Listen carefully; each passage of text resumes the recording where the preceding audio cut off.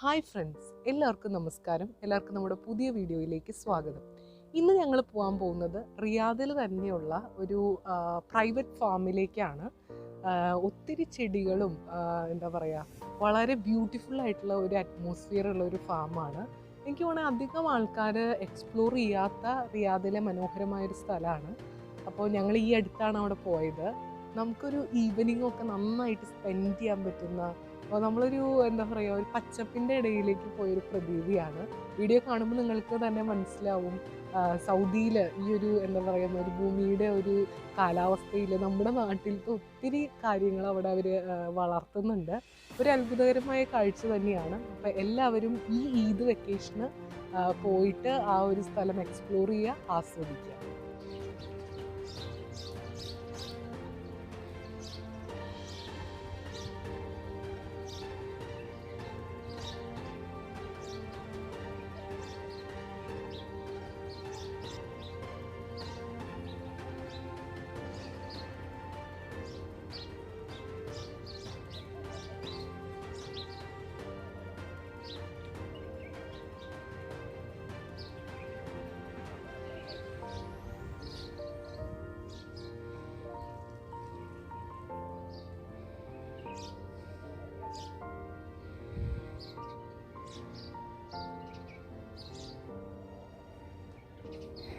ഇത് നമ്മുടെ നാട്ടിലത്തെ മാവാന്ന് തോന്നണേ, പക്ഷെ ഇതുമ്പോൾ നമുക്ക് അവരെഴുതിയിട്ടില്ല ഏത് സ്ഥലത്ത് എന്താന്നുള്ളത്.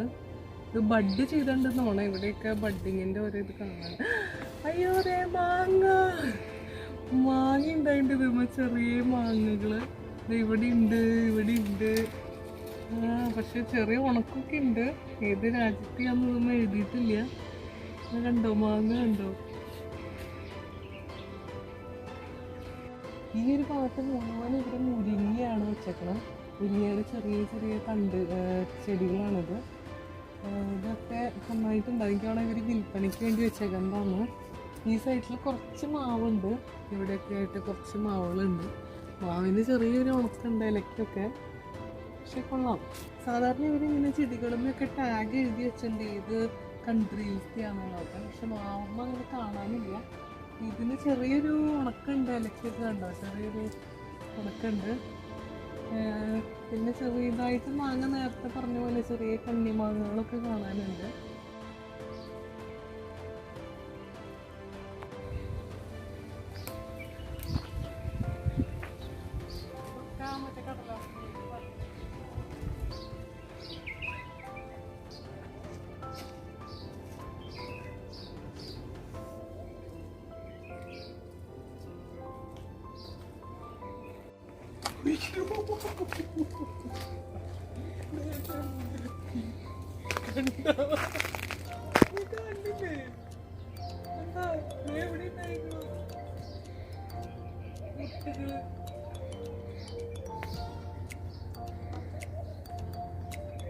ചെടിയാണോ?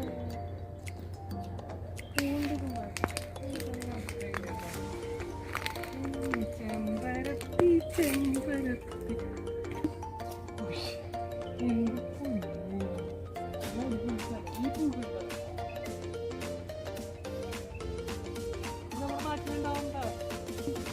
എന്താ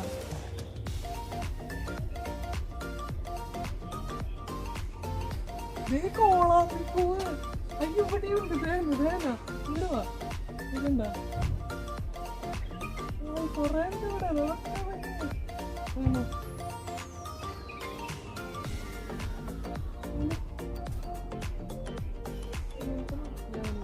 കോഴിവാലം പോലത്തെ പോലെ നമ്മുടെ റോഡ് സൈഡിലൊക്കെ കാണില്ല. അവിടെ ഉണ്ട്.